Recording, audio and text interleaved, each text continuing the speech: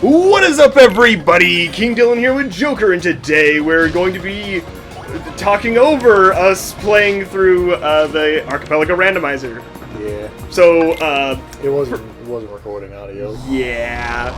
We did the whole thing. I'm kind of surprised we didn't notice it. Well, also, I didn't even look over to the left to see.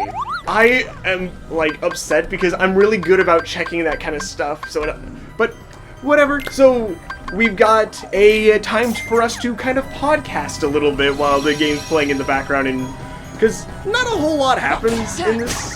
No, but might as well, like, mostly. I think I complete a chapter and you. I'm going through Tron. Yeah. And then I think I go fight Roxas. I think. Something like that. You give me my stuff to progress the story. I think you give me my hammer and stuff like that. But a little bit of spoilers. Yeah, we already kind of, because by this time, anyways. So this is after we've actually completed the run already, so yeah. We're not going to spoil, like, where everything is and stuff like that, so anyway. Anywho's. I actually went and picked up something last weekend, and take a look at this. Oh, the actual Chain of Memories Game Boy game. I think it's just Chain of Memories. Yeah, excuse me, sorry, Chain of Memories. Okay. So, back to how I got, it's Kingdom Hearts Chain of Memories. Yes. Because it's not Chain of Memories, because that's the remake of it. But, yeah, I picked it up for like 16 bucks. Oh, right, that's where I looked at Magnet and thought it was Reflect. Oh, yeah! And you're like, oh, super excited, and you're like, I was like, I leveled up Reflect! And you're like, oh, it's Magnet. Yeah. No, that's where I got lost, and I realized I gotta go talk to the Tron thing to do a little mini game. Yeah. I'm gonna dance around here for a little bit. Yes. And I asked Tron what I was supposed to do. I was basically just trying to progress through the chapter, which I think by the end I have the tools to, like, progress further. You don't mean to ask what? Okay, where did Mario start with you? So Mario, for me, started when I was like 3. I wish I was joking. I have been playing Mario since I was 3, to the point where my parents had to take away Mario 64 because I literally would crawl over to the 64, yank out whatever game that was being played, and put in Mario 64. You knew what you wanted to play. I was very much into what I was into, yeah. But yeah, I've liked Mario for, like, the longest time. I got into Paper Mario. I was staying over at my Nana's, and my uncle brought me to this video game rental place before those went extinct. Blockbuster. Yeah. But yeah, I picked this up and I played it on the Wii for like a good long while. Of course, I didn't have a GameCube memory card, so I literally had to reset every time I wanted to turn it off. But yeah, so I remember playing that, and then I think I saw it it was a long time ago for like sale at GameStop, and I picked it up, and now I've got the physical copy of the game, and yeah. But yeah, like, Paper Mario is like right in my wheelhouse for games, because it's like pre-battle strategy stuff. Mm-hmm. Sorry, I had the fan going. It's okay. I mean, it is kind of warm, so I mean. But yeah, so I've really been into this for Paper Mario and like the Mario series for the longest time. I have like a good majority of the main Mario games, or have at least played through most of them. Yeah, I can't say anything. Like 80 to 90% of people say, yeah, I grew up with Mario. And I'm like, man, I'm gonna like 5-10%, but I didn't grow up with Mario. I played 64. And that's it. No, you played one more. I played Bowser's Inside Story, which that I'll admit I had actually a really fun time playing. It's a really good game, honestly. I still have fun with it. It's like just the perfect amount of like story, and then like the gameplay is like interesting and fun, and like playing as Bowser was a like fun little thing. Yeah, like I completely understand Bowser's Inside Story. Like, yeah, I played that and I was like, this was a fun time, and then that was legit the only. And then I have been forced to play Mario Party and Mario Kart to my expense. Yeah. Like, I understand, like, you not growing up with it, and therefore you're not, like, super, like... It's not super favorable to you in comparison to other games. It was the thing with the Mario movie, like, it was my wife that was like, you didn't have a favorable opinion of the Mario movie, therefore you hated it. It's like, no, I didn't have a connection with it. Okay, it's Mario. Well, the thing about it is, like, for me, it was fun to look at the, like, references they were making, and I thought that was really cool. They played the Mario movie way too safe, which I'm okay with. But yeah, I can 100% see, and it's not like you had a bad opinion. No, I didn't have a bad. It's not like I hated the movie. It was like a C plus B minus ranking. Like it was okay. Like you're like it's positive, but I would probably never go watch it again. No, I would watch it if someone else was watching it. Yeah. That actually, kind of reminds me of the movie that I watched last weekend as well. The Elio movie. Ah, you've been telling me about that one. Yeah, I was expecting it to be bad. Like, I didn't want to watch it at all, but, like, circumstances led to, us going to the movie theater, and it's either that or, the new Jurassic Park movie. And out of those two, I picked the Disney one. Because I have not seen any Jurassic Park. That alone is something that I am very surprised by. My wife even insisting that we go see it. So I'll probably end up seeing that sometime whenever. My mom didn't like the movie, but my dad did, so take that any way that you will. Elio? No, the Jurassic Park movie. Oh, so your mother hated it, but your dad liked it. Well, more like positive opinion, negative opinion. I'm not sure hate is the correct term. But either way, back to my story with Elio. It was a lot better than I was expecting. It was a decent Pixar movie. Like, it was nothing, like, to write home about. Like, it's not... It was like an B tier. Like, but honestly, with the movies that have come out recently... A B tier is pretty good! B tier is pretty good. Like, anything that has a positive, like, response to is kind of rare in this day and age, because your wife said it the best. They just need to make good movies. They just need to make good movies. Words, wisdom from my wife after we saw the new Captain America movie. She's like, they just need to make good movies. Yeah, I think that statement is absolutely funny. Yep, they just need to make good movies.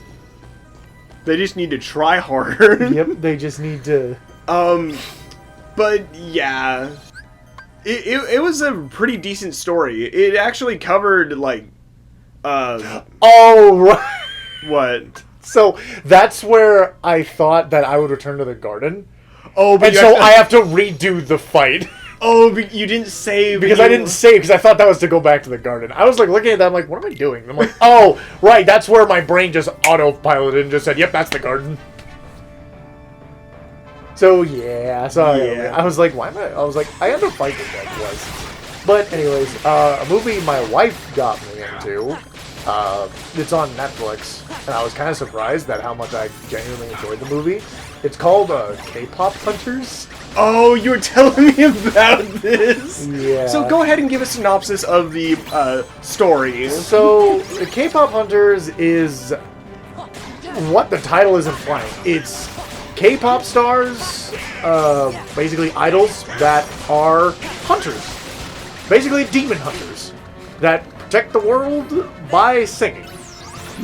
There's no real hard concept to it other than it is what it is. I just love what the villains do, what you told me. That Yeah, literally, so years, they were like, guys, we need to do something. Literally, everything we've done, they have just countered. And then one of them was like, what if we counter them with singing? They're like, so, wait, you're telling us that you want to make a demon boy band? Yep. Yes. And it worked! And it worked! Man, I bet you the people who were like doubting him feel silly now. Feel silly now that this demon boy band worked. The concept is silly, but I think it's a funny idea. It's fun. I also will admit some of the music for it is actually pretty good. Well, obviously, if you're going to make a show about like idols and music and stuff like that, you gotta have good music. Yeah. So there was that. Let's see. What else? Wait. Oh no, it's okay. I think it's here where I get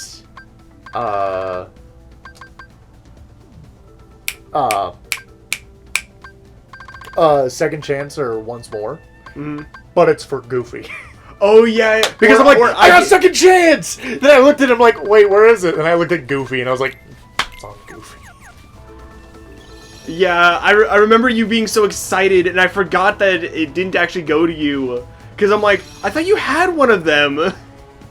But whatever. Because I didn't know Donald and Goofy's abilities were also randomized. Yeah, they're also in the pool. Yeah, something about the randomizer that I wish they would add a setting for my game is to take out the flip panels. Because I understand that that's a lot of checks, but it also adds in a lot of extra star pieces. So a lot of times you're gonna see Joker sends King Dylan a star piece or a shine sprite. Here's a star piece. Because shine sprites are at least somewhat useful. Like, I can upgrade my partners. Mm-hmm. But star pieces, they're not even usable at the moment. And also, you know how many star pieces are in the game? Isn't there like 1,200 that you said? There's 160 if I'm remembering correctly. Oh. That's the remake. But either way, there's over 100 star pieces. Oh right, I died. Oops. Luckily, there's no real penalties for me dying in this, except for me having to fight them again. Like, oops. Oh, I don't know why that just reminded. When you said remake, I don't know why my mind went to the World Ends With You remake. Oh yeah, you, did you play through that? I did. I didn't beat it because I legit got so frustrated that I stopped. What happened? Because I could not play the remake. Do you not remember? What is The World Ends With You, the game? What was it made for? Oh yeah. You were telling me that it's like impossible because it's literally touchscreen. It's basically touchscreen. Or you have to do it Wii Remote style. You have to do Wii Remote style. And good luck with that. So, I ended up picking up The World Ends With You, so if you wanted to play through the, how God intended it to be played on an actual touchscreen. Oh no, I have played The World Ends With You, and I have beat it on an original thing. And, I mean, I wouldn't say no, it's a good game. I didn't play the second one, because I haven't gotten around to playing the second one. I watched the anime of The World Ends With You. I heard that the order of events are slightly different than in-game, but, like, yeah. The moral of the story is about the same, right? It's about the same, yeah. But, all in all, yeah. I don't know why my mind was like remake, and I was like, oh, that awful remake. Literally, I was getting so frustrated that I had to basically play my Switch as a touchscreen. That I was like, why am I doing this? This is just harder to play. I'll just go play the original. Yep. It's just better. Yeah, I saw it at a game store when I was on vacation a couple... I think it was last year or the year before. Either way, one of those. And I just saw it for like, it was like 20 bucks or something like that. I'm like, you know what? I heard this game is really good. I'm just going to grab it. I'll play it eventually. There's actually a game I also need to talk about real quick that sure. I didn't do too much digging into. But basically, it's this game called Mind's Eye. Okay. Now, maybe some viewers will probably know what this is. Basically, Mind's Eye was supposed to be... So you know how GTA 6 is, like, coming out? I'm assuming it's this big... Basically, this game was to tide people over until GTA 6 came out. It was made by a different developer. It's basically Grand Theft Auto. Okay. All you need to know about this game. Here's the problem. I didn't know anything about this game until about, I don't know, later, like a week, 2 later, I found a thing from PlayStation saying they're offering everyone who bought Mind's Eye a full refund. Oh. It has so many bugs, glitches, and the game breaks. And then I went to a reviewer, and the dude said this game is awful. Its story is bad, the acting isn't very good, and you know in Grand Theft Auto you can steal cars? Yeah, in this game, you can only get in your car. If you get in another car, you fail the mission. Wow. Oh, and by the way, the AI for that game, because you know there's like AI citizens that walk around. NPCs and stuff like that. Yeah, you know how like some of them will react if like you shoot stuff or do something bad? These will do nothing. They will not react at all. Even when you hit them, they'll just stand there and they'll stand in front of your car. Also, the game doesn't know that when you're in the driver's seat, which is on like the left side, if you're over there, you're driving the car, the game doesn't have an animation for you exiting the car to the right if the left is blocked. So you literally just teleport out of the car. Boom, boom, and you get back in the same way. Boom. Just the Windows sound effects. Bum, bum, bum, bum. Also, if you do not, there are objectives in the game. If you do not complete the objective to how they want you to complete the objective, you fail it. Wow. You cannot do any alternate methods. This one dude was about to get to the objective, but because he was in, he walked to the objective. That is right there. It failed him. Instead of back to the beginning, he had to get there in his car. Wow. He's like, "Are you kidding me?" I was like, "Wow!" And I saw another person review it. He's like, "This game is awful." Dang. I was like, "Wow, it's that bad." So yeah, if you're ever curious about Mind's Eye and you see it there, just know it's awful. Well, you never know. They could, like, patch it up. What was the game that was, like, really bad at launch, but then they, like, patched it up a couple of times? Cyberpunk. Cyberpunk, yeah. It was really bad at launch, and they patched I it heard up, that it had gotten a lot better. It has gotten a lot better, I will say that. I think it was just, like, they just dumped the support for the PS4. They're just like, yeah, no, it doesn't work on PS4. Just like, yeah, we're done. New gen only. Yeah, or we're good. Yeah, but... Yeah. Just games not working. Because I looked at that, I was like, okay, probably something that everyone will, I'm assuming I'll probably see a lot of this game. Next thing I see about the game is PlayStation's like, yeah, we're giving everyone a full refund. I'm like, whoa, okay, that's bad. That's really bad. Yeah, I think Steam, like, let people get, like, a free refund on, like, Cyberpunk when that came out. They're just like that yeah, if it doesn't work for you, just send it in, we'll full refund. That is such a bad thing for a game developer to just be told that, yeah, your game's been refunded. That is really bad. They probably had to get permission through the game developers. Because I think it was Cyberpunk that did that on the PlayStation. They're just like, hey, we understand that this isn't working, we'll give full refunds. And they got in trouble via PlayStation. Because they're like, that's not our refund policy. Well, PlayStation did this refund policy. Well, they probably updated the refund policy. They probably did something with it, but I just remember that was like, wow, that's crazy. That's also, was it like a full price game, like $60 $70? Really? $70 game. $70 game doesn't even work. Doesn't work. Wow. Yeah, it's really bad. That does not sound bueno. It's bad show. Well, yeah, I just remember that. I was like, huh, that's something. Let's see. Is there anything else in particular that... I'm replaying Final Fantasy X. Nice. Yeah, it was literally the summer sale on Steam. It was like $5. I was like, sure, why not? I've been recently into playing Inscription. Like, it's a really fun I also saw you game. playing, what was that one life? The road, the one... Traveled through time? Fantasy Life. Fantasy Life. I need to get back into Fantasy Life. Fantasy Life is actually pretty fun. It's like a mix between like Stardew Valley and like Animal Crossing. Mm-hmm. And it's a really like basic but it's fun RPG. Mm-hmm. Just like you level up these different they're called lives, but they're basically different classes and stuff like that. Mm-hmm. And by leveling them up, you get access to new equipment, new ways to farm materials to make better equipment. And it just kind of like feeds into itself and stuff like that. Yeah. I remember playing it on the 3DS, and I really enjoyed it. However, they did get rid of some of the funnier things that you can level up. In the 3DS version, you level up sprinting. Sprinting? So literally the first like half an hour of the game, I literally maxed leveled my sprint. Wow. So, because I didn't want to deal with not being able to sprint. Huh. Because everything was tied to stamina. So running was tied to stamina. If you were a mage, your magic was tied to stamina. If you did a special attack, it was tied to stamina.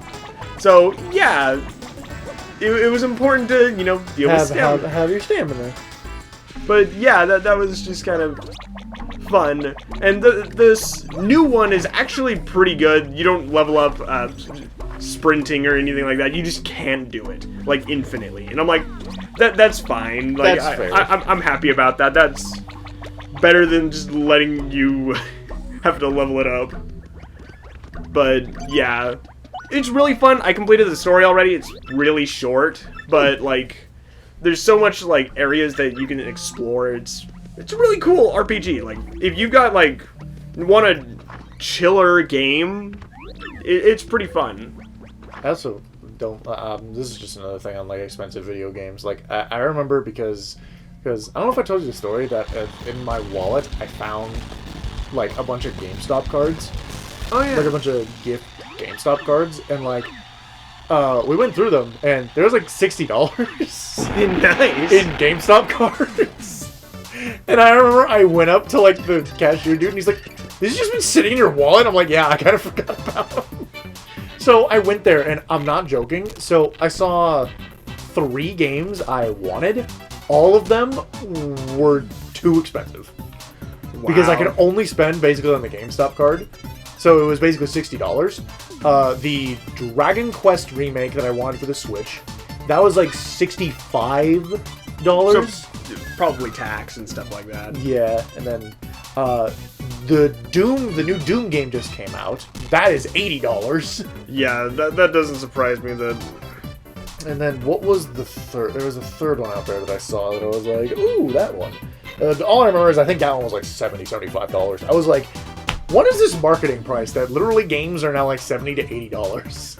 I gotta take out a mortgage to get these games. I know. I don't know what's gonna happen with the whole like physical games and just games in general. I hope Nintendo changes that with the whole like the Switch 2. Yeah, you get to rent the game. So there's actually been some like lawsuits happening with that. I'm probably not going to get it too into it because I'm not fully informed and I'm not going to make a statement like, oh, Nintendo's being sued for this or that. I honestly don't know all the details. I've just kind of heard from like sources or like, you know, through my YouTube feed just like, oh, Nintendo's being sued. I stay in the loop every now and then, because I'm curious what happens. I do wish they would, like, go to more physical media. Like, that's kind of the point of having the physical cartridges. Yeah. I understand that you're trying to, like, not have piracy. Like, you lose money if somebody pirates your game. That makes sense. But I don't think this is the correct way to try to prevent it. Yeah. Like, making it hard on the consumer to use it to consume it correctly is wrong. Yeah. Because, it's just not a smart thing to do. Like, I understand, and then they're, like, trying to kill, like, the MIG switch. Because you now got a legal way to play Switch games on your computer. Yeah. It is 100% legal to do that. Emulators are not illegal. The acquiring ROMs, that is what is illegal. But now there's a legal way to do it. Yeah. And Nintendo is not happy about that. No. And so, you know, I understand them wanting to not let that happen, but you're pissing people off in the process. Yeah. Because now, me and you, who would be interested in, you know, getting the Switch 2, but now it's too expensive, and we don't even, like, own the console, and if I, like, plug it in my grandpa's place, there's a chance that it just bricks it. Yeah. Or, like, I accidentally drop my Switch and it just hard bricks. Well, that's a, nice, what, $900 that... Just down the drain. Down the drain. Like, yeah, it's a lot. Yeah, it's kind of dumb. It's kind of dumb. So, something funny about Fantasy Life, to kind of circle back into there. So, you know, so Steam had this, like, thing where you're just like, where they're like, hey, by buying this game, you're agreeing to their terms and conditions for ownership of the game. And you know what their ownership agreement states? You own this game, you have the right to do whatever you want with this game, just don't pirate it. Literally the exact opposite of what. Yeah, he gave the Nintendo the middle finger, just like, hey, guess what? Yeah, they own You own this game. That's our licensing agreement. You own this game, you can, like, take it off the cartridge, you can, like, mod it, you can do whatever you want to it, just don't pirate it. And I thought that was funny. I mean, yeah. I mean, it's just insane what games are going for now. I remember back in the day when, like, a $60 brand new game, I was like, that makes sense. I was like, this game's brand new. I get why it's $60. $70 is like, okay, breaking a little bit, but these are higher end games, you know? Yeah, like, if you're buying Final Fantasy... Like, Final Fantasy 16 for $70. That Okay. makes sense. I'm like, if you're getting a AAA game, then yeah... that makes sense. I would completely understand that. But, like, now it's almost $80-$90 for a brand new game? Like, jeez. I have to wait till the freaking sale comes on. And even then, the sale is normal price at, like, $60-$70 now. Yeah, 20% off, $60-$70. What? So, great, it's now at a normal priced game. That and a lot of the games that are being sold aren't that good. And that's kind of upsetting that, like, you're like, it's not even worth it to get it. It's not even like the AAA titles that are like the $80-$90. It's just all of them. It's just all of them. I mean, I understand inflation's making, like, the price of everything go up, but still, like... Still, it's rough. Yeah, it's hard to be a gamer right now. It is quite hard to be a gamer. It's hard enough.